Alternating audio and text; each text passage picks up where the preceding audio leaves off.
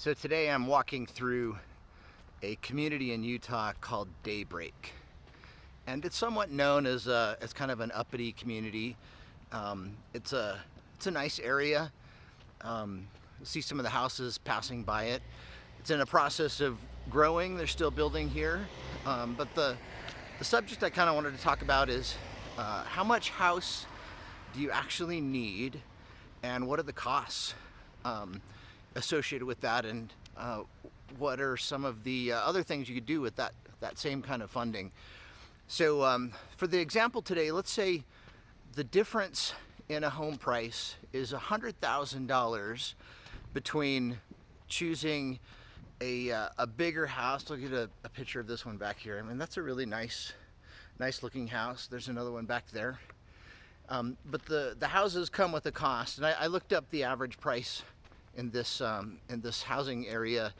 These houses start at about $550,000, and then they go up to about $2.5 million in this community. So even if you're trying to get a starter home, let's say you could buy a house for $450,000 somewhere else versus $500,000 here.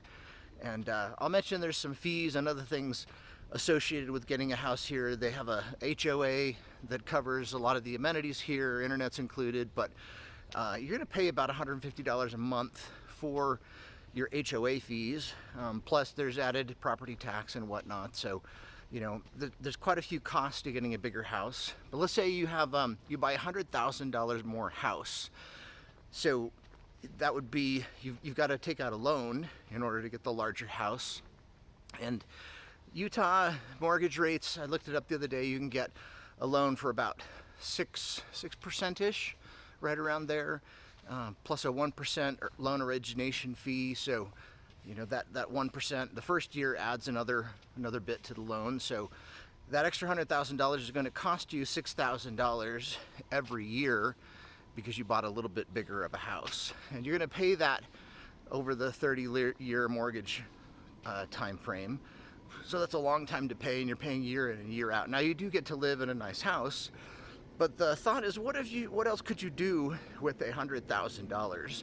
Now most people don't have an extra $100,000 for a house, but if you did, let's say you invested that in the stock market, the S&P 500 might be growing at 10% a year. So throughout a good decade, that $100,000 might earn you an extra 10% every year, or an extra $10,000. I like pipeline ETFs. MLPA is one that I've used, and I like it because it has a high dividend yield, and it pays about 7.5%. So that extra $100,000 could earn $7,500 every year.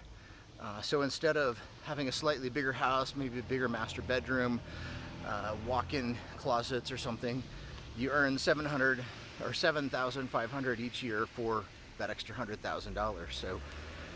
So is that worth it to the right type of person? If you're trying to live off investments, having an extra $7,500 a year might make a big difference. But big houses are more important to certain people, so there's a trade-off there. I'm going to kind of spin around here. You can just see some of these pretty houses that are in this neighborhood, in this area. It is a pretty neighborhood, but me personally, I did not buy a house in this neighborhood. I actually have a relative here we're visiting today, and it's a nice house. My place is smaller, and I did that purposely because I'd much rather invest my extra money as opposed to living in a big house. So that's kind of the thought. Do you want to buy a bigger house for an extra $100,000?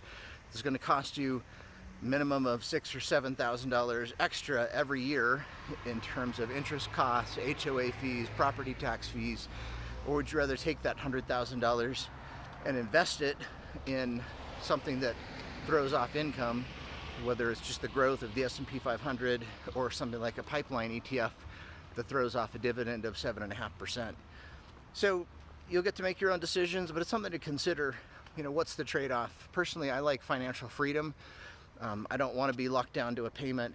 I want to be able to have enough investment balance, I guess they're out there, to be able to live off investments and have them pay all of my expenses over the many years. So that's my choice. I'd much rather have my funds invested. I take that $100,000 and invest it and earn the $7,500 a year in passive income, as opposed to having a nicer, bigger house. So what do you guys think? You know, do you have comments? Would you rather have a bigger house or more money to invest to throw off passive income? Leave that comment down below, and give us a like, thumbs up. Appreciate your time, and hope you got something out of this video. Thanks a bunch.